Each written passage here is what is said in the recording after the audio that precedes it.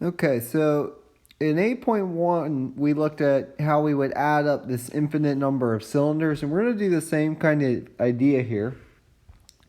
We're going to take the region y equals 4 minus x squared from x equals -1 to x equals 1, and we're going to spin it around the x-axis, right? And we're also cutting it this y equals 0. Well, that essentially is the x-axis.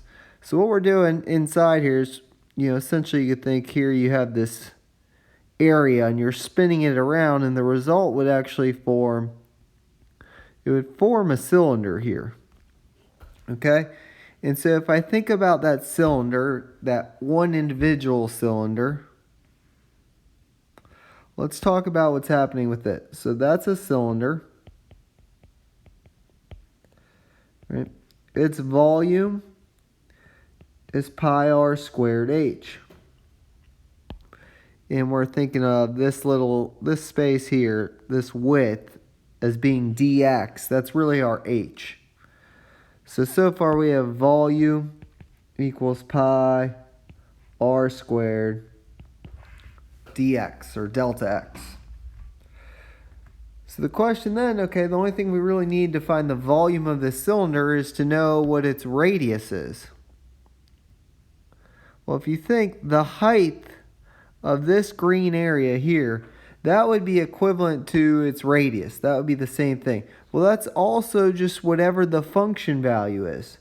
So far volume equals pi times the function value squared dx.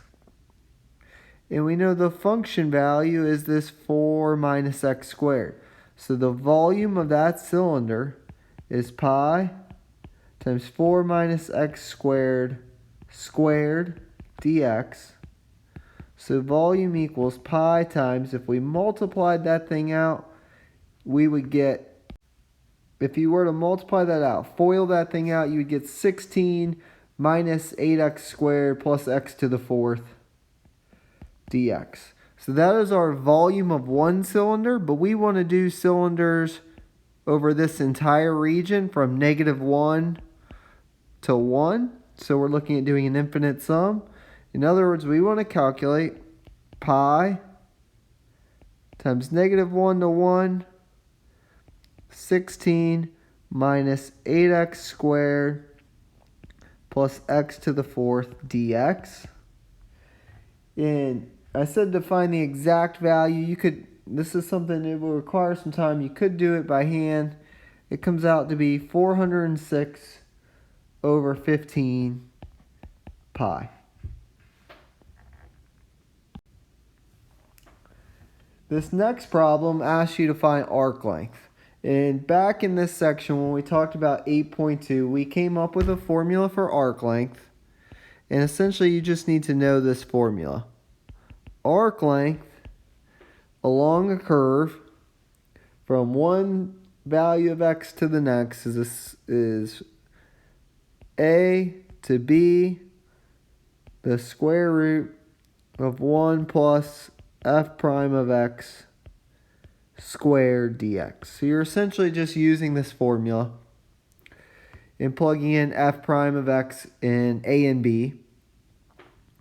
And so let's start first. If f of x is the natural log of x plus 1, f prime of x, the derivative of that, is 1 over x plus 1. So let's make our formula now for arc length. Arc length would be from 0 to 3, the square root of 1 plus 1 over x plus 1 squared dx.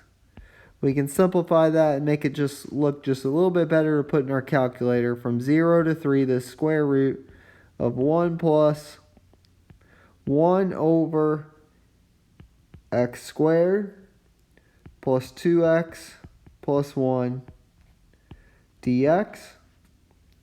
You use the feature in your graphing calculator, and you'll get that this length to 3 decimal places is 3.343.